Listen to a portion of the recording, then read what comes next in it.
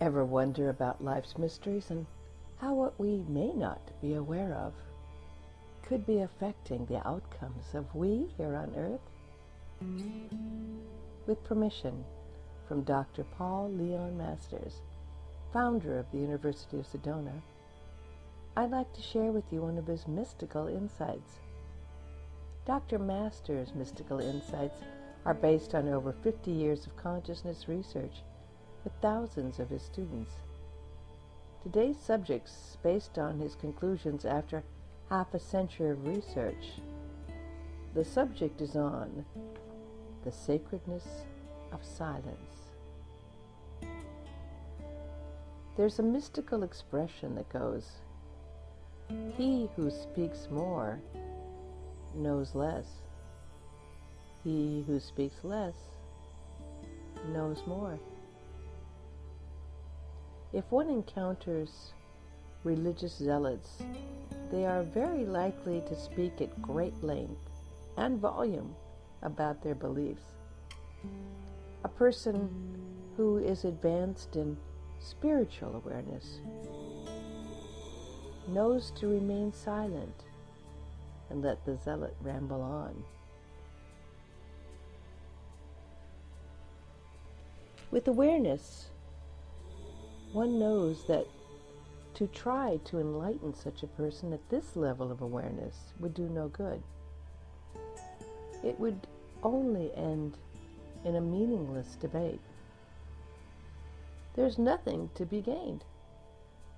Better to remain silent, being content to know that in some future lifetime, every zealot will awaken to a much greater realization of spiritual truth. All who have studied deeper forms of meditation for the purpose of experiencing mystical union with God do all they can to enter into the silence of the Absolute. Only when the mind can be totally quieted can absolute presence be known. As long as thinking occupies the mind, God cannot. Thoughts and thinking are all activities of the false sense of personal ego identity. Even those thoughts that dwell on God are still part of personal ego consciousness. As long as the personal ego is active, even in the loftiest of ways, God's presence remains unknown. Mystics of higher awareness through the ages have taught that personal ego thoughts have to be totally stilled so that God may be known. As a result, all kinds of systems have been developed to achieve such silence. Most systems revolve around what decades ago I described as the exhaustion principle. That is, exhaust the mind so that the thinking process gives way to silence, wherein the sacredness of God's presence can be known. One example can be seen in an exhaustive dance, where the dancers so deplete themselves that they collapse, and the body-mind relationship, without the personal ego energy, takes over. That is, exhaust the body, and you exhaust the personal ego level of the mind. And if consciousness remains, it is only the sacred silence of the eternal, or God.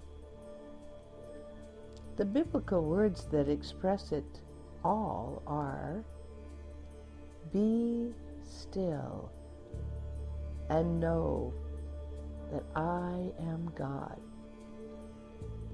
So many turn to God daily, seeking God's guidance or some form of divine intervention in their lives, yet they cannot hear God's presence, for it is drowned out by the loudness of their thoughts. The Christ mind that was in Jesus refer to this as praying amiss. Simply put, the more one prays using thought, the less one can hear the voice of the silence, or God. Candidly, the only time prayer makes a connection to God, or universal presence, is when the personal ego has exhausted itself or let go. And in letting go creates a consciousness void, which is instantly filled with God's universal presence.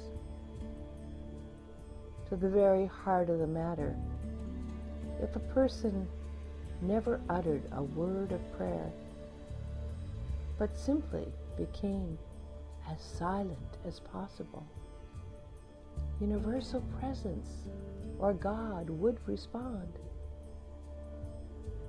In other words, a person does not have to ask, as expressed from the Christ mind that was in Jesus through the words, "Your Father knows what you have need of before you ask." In the sacred silence of God's universal presence, all is already known, inclusive of all souls, both in the seen physical world and in the unseen world of other dimensions, for past, present, and future coexist in one eternal moment of time.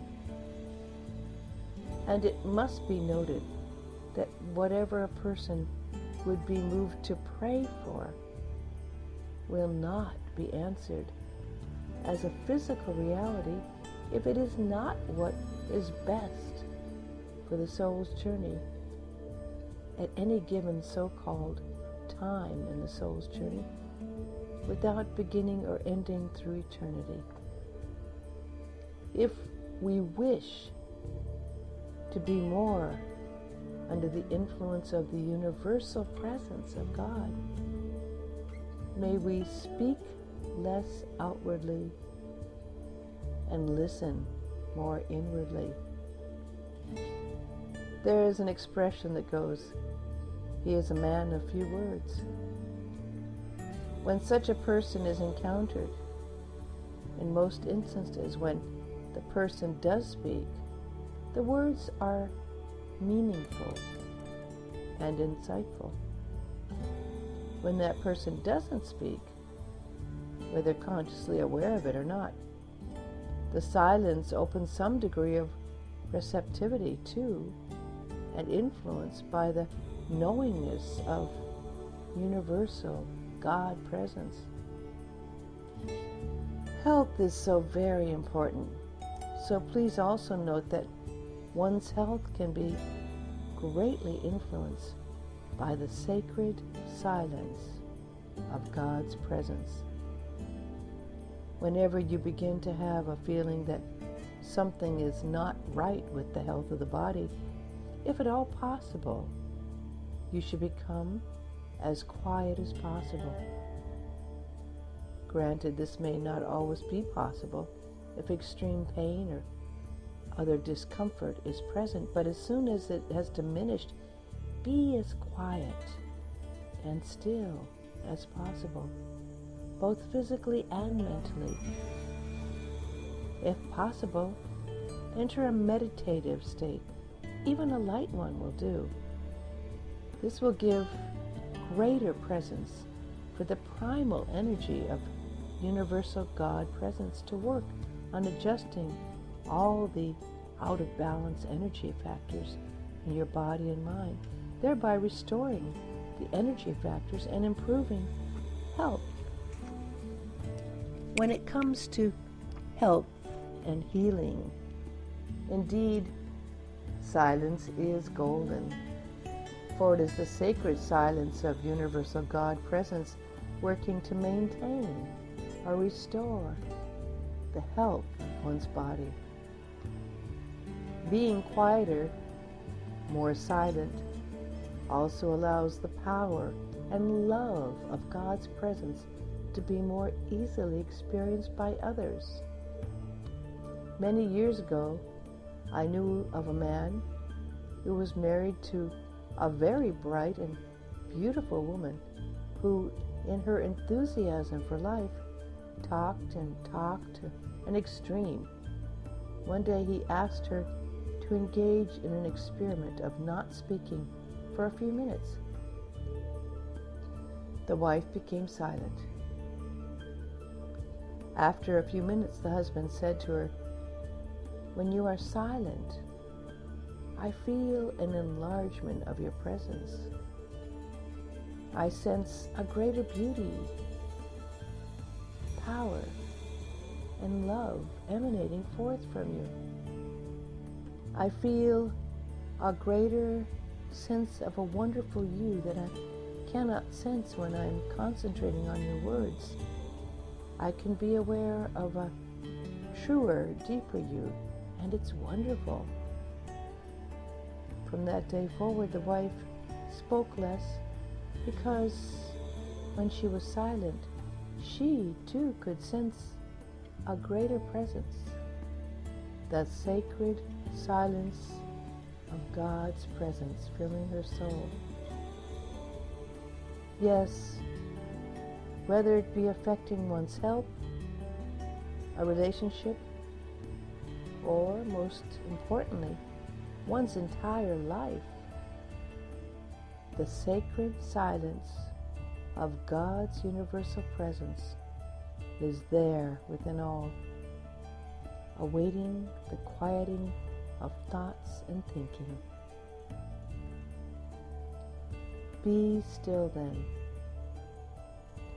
Enter the sacred silence of God's presence and know the blessings of God's peace and love.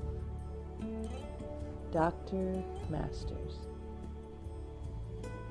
We will be presenting more of Dr. Masters' mystical insights on this station, KUOSFM.com, every week. For more free complimentary lectures and insights, click on to the University of Sedona's website at universityofsedona.com.